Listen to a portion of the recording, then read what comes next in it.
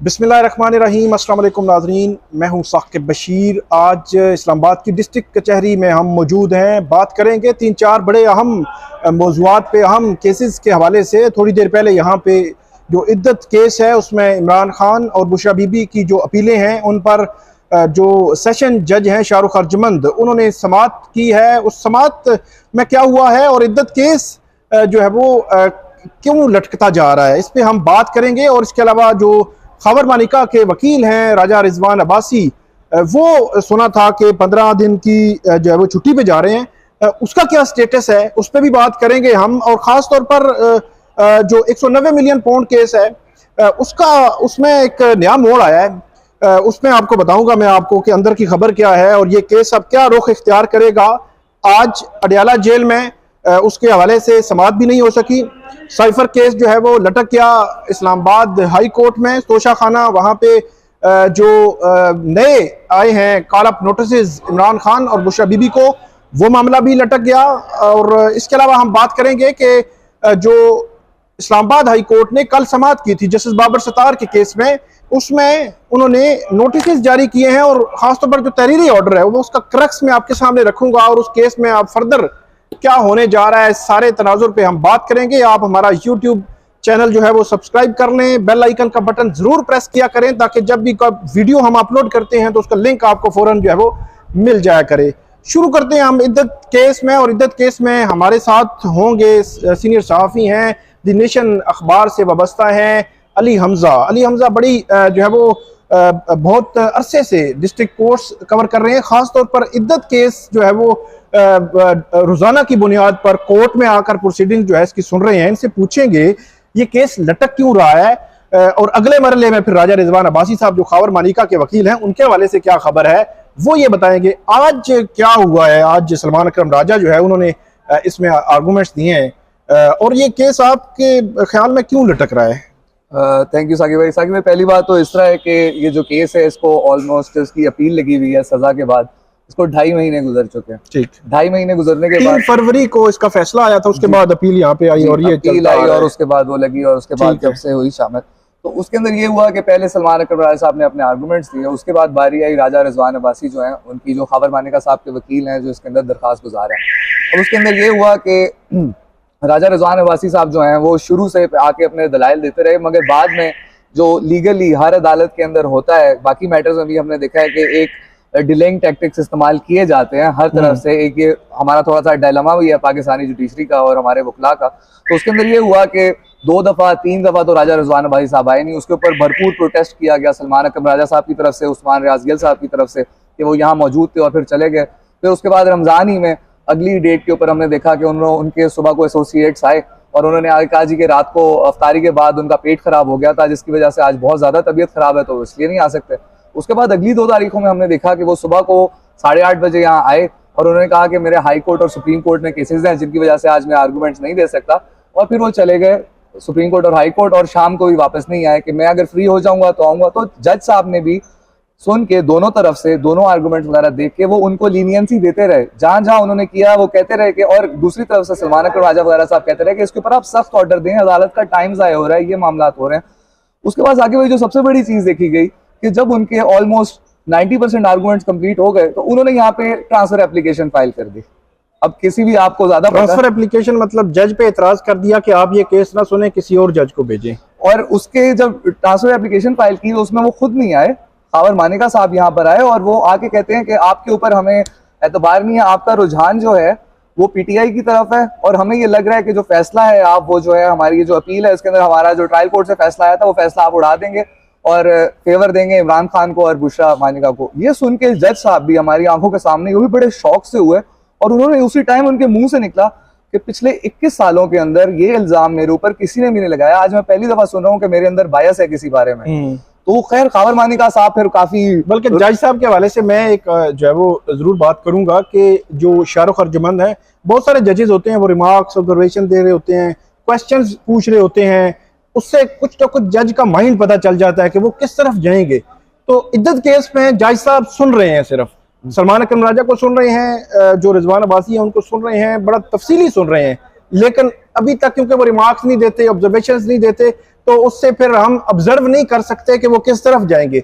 इस वक्त तक जो है वो ये अंदाजा लगाना कि जज साहब इमरान खान के हक में फैसला देंगे या खिलाफ देंगे, अभी तक कुछ नहीं कहा जा सकता। ये मेरा ख्याल है एक प्लस पॉइंट आप ये कह सकते हैं कि इन जज साहब के हवाले से। ये बात बिल्कुल दुरुस्त है, मैं इसको सेकंड करूंगा और बताऊंगा कि वो सिर्फ 1.5-2 घंटे आर्गुमेंट सुनते हैं और उसके दरमियान सिर्फ 3 से 4 दफा एक कानूनी सवाल जो है वो एतराज उठाते हैं कि ये क्या इस तरह हो सकता है या नहीं हो सकता। तो खैर वो ट्रांसफर एप्लीकेशन जो थी वो जज साहब ने उसको रिजेक्ट कर दिया। उसके बाद अब देखा ये जा रहा था कि उसके बाद अब ये लोग क्या हाई कोर्ट जाएंगे अदम एतमाद, और अगर आपको पता है वो यहाँ पे सबसे सीनियर जज हैं तो इसके बाद जो है वो जा सकते हैं इस्लामाबाद हाई कोर्ट।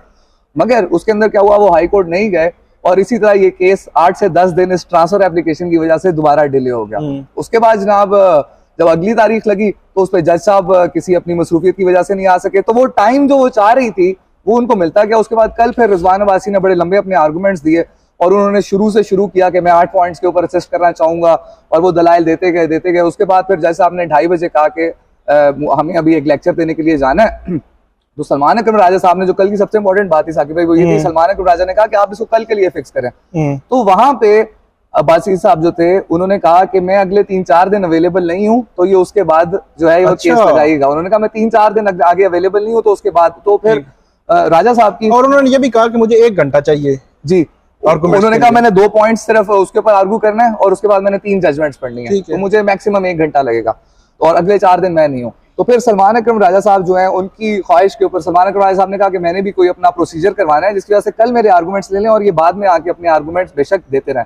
मगर कल हमें जराए से एक बात पता लगी कि जो अब्बासी साहब हैं वो जा रहे हैं बैरून मुल्क और अगले 15 दिन जो है वो यहाँ पे अवेलेबल नहीं होंगे। अच्छा, पाकिस्तान में वो नहीं होंगे। ठीक है। तो अब वो हुआ क्या कि वो तो हमने जो अपना नेशन है उसके अंदर स्टोरी के अंदर भी बात डाली, मगर आज सुबह जब अदालत के अंदर जब केस शुरू हुआ तो उनके एसोसिएट्स आए और उन्होंने आगे एक एप्लीकेशन दी और उन्होंने अदालत को बताया कि राजा रिजवान भाई साहब जो हैं वो उनको एडजमेंट जो है हाई कोर्ट में उन्होंने जमा करवाई थी, तो वो बाहर चले गए हैं। तो आज के इनके दलाइल के बाद आपने बहुत ज्यादा लंबी डेट डालनी है क्योंकि वो 28 से 30 तारीख तक यहाँ पे अवेलेबल नहीं है।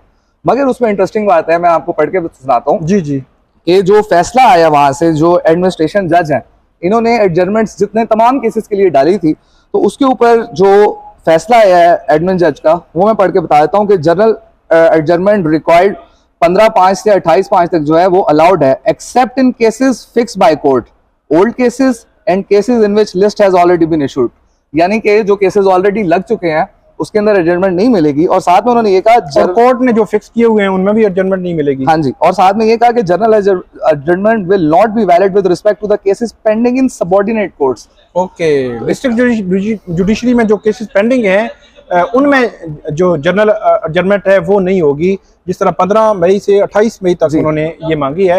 तो बज़ाहिर ऐसे लगता है कि अब देखना होगा कि अदालत क्या करती है, अदालत कब की तारीख इसमें डालती है। इसमें एक बात सिर्फ ऐड करना चाहूंगा, वो एंड में ये हुआ कि सलमान अकरम राजा साहब ने फिर बड़ा प्लीड किया वहां पे कि ये देखेंगे, फिर अब कल इनको बताना चाहिए था। रूल ये है कि जो दूसरी पार्टी के जो लॉयर्स होते हैं आप उनको भी पहले बताते हैं यार मैं अवेलेबल नहीं हूँ, आप जज को बताते हैं। एक बड़ा अच्छा सा सिस्टम है जिसके अंदर एक दूसरे को बताया जाता है। तो उन्होंने कहा हमें भी इस बारे में लाइन में रखा गया, अब ये बाहर चले गए हैं। इसके ऊपर जज साहब जो थे वो भी थोड़े से चौंके और उन्होंने कहा बाहर चले गए हैं, वो आज सुबह पहुंच चुके हैं डेनमार्क। अच्छा, जा चुके हैं जी, आज सुबह जा चुके हैं डेनमार्क। अच्छा, राजा रिजवान अब्बासी साहब डेनमार्क पहुंच चुके हैं जी। तो उसके बाद जो जज साहब ने कहा कि अब तो ग्लोबल दुनिया बन चुकी है, उनसे कहेंगे कैमरे के ऊपर आए।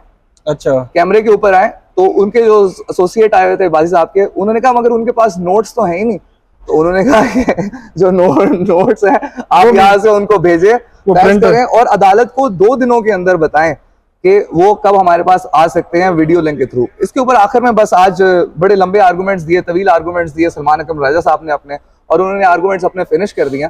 अब राजा रिजवान अब्बासी जो आर्गुमेंट्स देंगे उसके बाद उस्मान रियाज गिल जो बुशरा बीवी के वकील हैं, उस्मान गिल साहब जो हैं वो उनके जवाब में अपने आर्गुमेंट्स देंगे और उन्होंने कहा कि मुझे सिर्फ 15 से 20 मिनट रिक्वायर्ड होंगे। उन्होंने तो आज बल्कि अदालत को ये भी कहा कि ईद से पहले का केस है, आप इसके अंदर ये कर सकते हैं कि अब ये गए हुए हैं, जो भी एडजमेंट्स करते रहे बाद में सुनते रहे, मगर अभी सजा मुअत्तल कर दें। बिल्कुल, बात ये है सजा मुअत्तल कर दें। मेरा ख्याल है कि ये तो अदालत को ये देख लेना चाहिए था कि अगर एक केस जो है वो हम देख रहे हैं कि ये 3 फरवरी को सजा हुई थी, आज 15 मई है, तो इसका मतलब है 3 माह और 12 दिन हो गए हैं। एक जो हैं अक्यूज हैं उनको जो है वो जेल में है, वो कैद जो है वो काट रहे हैं। तो अगर ये सिनेरियो लग रहा था और रोजाना की बुनियाद पर समातें नहीं हो सकती थी, तो फिर बेहतर होता कि अदालत ईद से पहले ही सजा मुअत्तल कर देती और आगे चल पड़ती। अब तो मामला वही है कि फिर अगले 2 दिन, फिर 2 दिन, फिर 2 दिन, मतलब मामला जो है वो लटकता जाएगा। तो उनकी एक मेरे ख्याल है फिर इस्तदा है कि आप अगर नहीं करते तो फिर सजा मुअत्तल करके उनको जो है बाहर आने दें। लेकिन बाहर आने वाला मामला जो है वो मुझे तो कुछ मशकूक लग रहा है। हम अगले टॉपिक पे इस पर बात करेंगे। बहुत शुक्रिया अली हमजा, आपने बड़ी तफसील के साथ हमें जो है वो बताया कि ये केस किस तरफ बढ़ रहा है और जो खबर मानिका के वकील हैं उनका स्टेटस क्या है। 190 मिलियन पाउंड केस पे बात करते हैं। कल अमजद परवेज जो है उन्होंने इस्लामाबाद हाई कोर्ट को बताया है कि इस केस में हमारे 4-5-6 गवाह रह गए हैं, बाकी सारे हमने गिव अप कर लेने हैं। IAF को बता दिया है, रिक्वेस्ट कर दी है, 59 है, 36 हो चुके हैं, 10 पहले गिव अप कर चुके हैं, या 15-16 रह गए हैं, उनमें से भी हम जो है वो करके वापस लेके गवाह जो है 5-6 रह गए हैं। तो बिल्कुल कंक्लूड होने लगा है जो ट्रायल है। तो इसका मतलब आप ये यूं समझें कि सारी जो इद्दत केस है ये भी जिस तरह लटकता जा रहा है, इसमें फैसला आने तक या आगे हम बात करेंगे। जो आज 190 मिलियन पाउंड केस की समाअत नहीं हो सकी, 17 मई तक समाअत मुलतवी हो गई है अडयाला जेल की, और वहां पे सिक्योरिटी के बताया गया कि सिक्योरिटी की वजह से नहीं हुई। दूसरी तरफ जो इमरान खान की जो बहन है वो ये कह रही हैं कि इमरान खान ने हमें बताया कि उनसे सिक्योरिटी वापस जो है वो तब्दील कर दी गई सिक्योरिटी, और अडयाला जेल के हुकाम की रिपोर्ट के मुताबिक सिक्योरिटी के अलर्ट, थ्रेट अलर्ट है, कोई इस किस्म का इशू है। तो इस वजह से कुछ चीज़ें जो है वो ऊपर नीचे की जा रही हैं, और ख़ासतौर पर आज की समाअत मुलतवी भी उसी जेल हुकाम की उस रिक्वेस्ट पे हुई है। 17 मई तक वो समाअत चली गई है, 17 मई को समाअत होगी। लेकिन आज जो सईदा वारसी हैं उन्होंने आज मिलना था इमरान खान से। आज की इत्तेसाब अदालत ने मंजूरी दी थी उनकी मुलाकात की, जो इजाज़त की दरख्वास्त थी उसकी मिलना था, लेकिन वो मुलाकात भी अब नेक्स्ट जो हेयरिंग पे शायद 17 मई वाली हेयरिंग पे जो है वो मुलाकात होगी। 190 मिलियन पाउंड केस में सबसे दिलचस्प पहलू ये है, अगर फर्ज करें 4-5 गवाह प्रोसिक्यूशन के रह गए हैं, तो 4-5 गवाहों का मतलब है कि अगली 2 समातों में ये मामला जो है वो गवाहों की हद तक 2 या 3 समातों में, क्योंकि हफ्ते में 2 समातें हो रही हैं, एक कभी कभी 2, कभी 1 कभी 2, तो इसका मतलब है कि अगली 3 समातों में 5 गवाहों की हद तक तो मामला निमट सकता है। और ये फिर जो उसके बाद जो 342 की स्टेटमेंट होती है या फाइनल आर्गूमेंट्स होते हैं वो होंगे। तो ये बड़ा करीब पहुंच चुका है ट्रायल। तो वो मैं आपको बता रहा था कि एक कनेक्टेड है सारी चीजें, कि इद्दत वाला केस आगे बढ़ रहा है। अगर इद्दत वाला केस लटकता है और तो जो 190 मिलियन पाउंड केस में भी सजा हो जाती है, फर्ज करे सजा हो जाती है, अभी कुछ आइडिया नहीं है होगी या नहीं होगी, तो फिर जो है वो बुशरा बीबी को जेल में रहना पड़ेगा। वगरना अगर इद्दत वाले केस में उनको रिलीफ मिल जाता है, अगर रिलीफ मिलता है तो वो बाहर भी आ सकती हैं। अब दूसरी तरफ साइफर केस है, वहां पे आज फाइनल आर्गूमेंट्स का आखिरी दिन था। जो उसमें वकील हैं, स्पेशल प्रोसिक्यूटर हामिद अली शाह, उन्होंने कहा था कि मैं 1 दिन लूंगा। आज का दिन रखा हुआ था, पिछले दिनों भी एक समाअत होनी थी, नहीं हुई, फिर आज का दिन रखा हुआ था। आज अचानक पता चला कि समाअत मुलतवी कर दी गई है कि जज साहब जो है वो चैम्बर वर्क करेंगे, और ये बताया गया है कि वो शायद जो है वो कोई फैसला, जो कुछ चीजें लिख रहे होते हैं इस किस्म की, तो वो करेंगे। फिर तोशा खाना का जो नैब केस है, नया केस बना है, वो भी बड़ा इंटरेस्टिंग है। उस केस में भी जो नैब ने नोटिस जारी किए हुए हैं वो अभी प्री मेच्योर है, लेकिन मेच्योर होते होते समझ नहीं आती, फिर गिरफ्तारी डाल के वो मामला आगे चल पड़ते हैं, और फिर कोर्ट अदालतें भी कहती हैं तो अब तो अरेस्ट हो गई है, तो अब इससे आगे चलें। हालांकि वो सारा प्रोसीजर मुकम्मल होता या नहीं होता, उसमें भी आज ये चांस था कि वो कहते हैं कि हमारे जो कॉल अप नोटिस है मुअत्तल करें, और नैब को कहीं बताए आके, क्योंकि एक मामले में किस तरह 2-3 कार्रवाइयां कर सकता है। कि इलेक्शन कमीशन 5 अगस्त का फैसला जो है तोशा खाना फौजदारी केस था, फिर तोशा खाना नैब केस 31 जनवरी को फैसला हो चुका है, वो भी गिफ्ट का केस था। इलेक्शन कमीशन गिफ्ट का केस था, अब भी गिफ्ट का केस है। तो एक मामले में 3-3 रेफरेंसेस कैसे दायर हो सकते हैं, 3-3 केसेस कैसे बन सकते हैं। तो वो केस भी आज लगा हुआ था, उसमें स्टे मांगा हुआ था सलमान सफदर, बैरिस्टर सलमान सफदर ने। बैरिस्टर सलमान सफदर जो है वो साइफर के केस में भी हैं, और उनका ये मानना है कि जब अपील जो है वो शुरू हो जाए, उस पर समाअत शुरू हो जाए, और वो उसमें पार्ट एंड मैटर हो, तो उसमें रोजाना की बुनियाद पर या कम से कम दूसरे दिन समाअत होनी चाहिए। तो इस वक्त तक जो है वो 19 समाअतें हो चुकी हैं, 28 घंटे जो है वो आर्गूमेंट्स हो चुके हैं, लेकिन ये मामला भी कंक्लूड नहीं हुआ। 30 जनवरी को साइफर केस का फैसला हुआ था, इसमें भी सजा मुअत्तली वाला मामला हो सकता था, अदालत ने नहीं किया। तो ये इस मामले में भी तकरीबन 3 माह और तकरीबन जो है वो 15 दिन हो गए हैं इस केस को भी, साइफर केस में भी सजा में इमरान खान जो है वो सजा काट रहे हैं जेल में। शाह महमूद कुरैशी भी इतना टाइम हो गया, इससे पहले जब उनकी बेल आफ्टर अरेस्ट हुई थी, तो उससे पहले भी वो सजा जो है वो काट रहे थे। उन्होंने तकरीबन आप ये कह सकते हैं कि 3 माह जो है वो उसमें सजा काटी थी। 3 माह वो 3 माह ये, तो ओवरऑल साइफर केस में 6 माह सजा काट चुके हैं। इसी तरह तोशा खाना केस में भी सजा जो है वो काट चुके हैं और उसमें सजा वो अभी मुअत्तली है। तो ये ओवरऑल एक सिनेरियो है कि जो साइफर का केस है और इद्दत का केस है, इन केसेस में जैसे जैसे ये आगे जा रहे हैं ऐसे लगता है कि 190 मिलियन पाउंड केस में भी कल जो है वो सजा, उनकी जो जमानत है, इमरान खान की जमानत बाद आज गिरफ्तारी की दरखास्त है, उस पर भी आर्गूमेंट्स हुए हैं। तो उस पर प्रोसिक्यूशन ने ये कहा है कि कोई ट्रायल बड़ा करीब पहुंच चुका है, तो इसलिए आप जो है वो जमानत ना दें। और उसमें रीजन यही दी थी कि 5-6 गवाह रह गए हैं। अब 2 ही सूरतें हैं, या तो इस्लामाबाद हाई कोर्ट ये करेगी कि जमानत इमरान खान को दे देगी, या जो ट्रायल कोर्ट है उनको ये ऑर्डर दिया जाएगा कि आप फिर अपना ट्रायल 1 मंथ में या कोई टाइम देंगे उसमें मुकम्मल कर लें। लेकिन ऐसे लग रहा है कि एक तरफ जो है वो जहां पे साइफर केस है, इद्दत वाला केस है, या इस किस्म के जो केसेस हैं, इनमें जो जमानतें हो रही हैं या रिलीफ, अगर इमरान खान को रिलीफ मिलते हैं तो दूसरी तरफ इतने टाइम में सजा होने के भी इम्कान हैं कि अगर इनमें रिलीफ मिलने में 1 मंथ 1.25 मंथ लग सकता है, तो इतना ही टाइम जो है वो 190 मिलियन पाउंड केस के ट्रायल के कंक्लूड होने में लग रहा है। बजाहिर ऐसे लग रहा है। तो दोनों चीजें बड़ी पैरेलल जो है वो चलती जा रही हैं।